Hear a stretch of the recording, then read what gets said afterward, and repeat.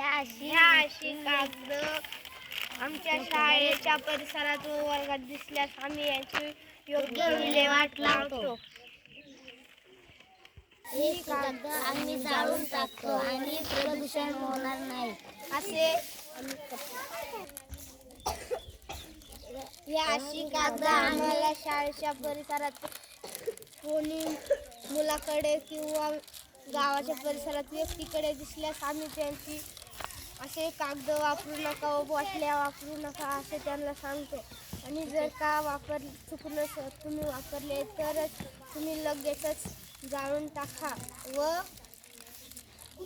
या कचरा डब्यात टाका असे आम्ही त्यांना सांगतो.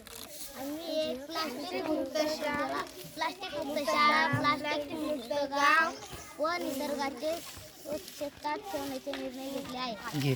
मी शाळेमध्ये प्लास्टिकच्या बॉटल व प्लास्टिक वापरत नाही आणि जर का निदर्शनामुळे त्यांनी आणलीच तर आम्ही त्यांना सांगतो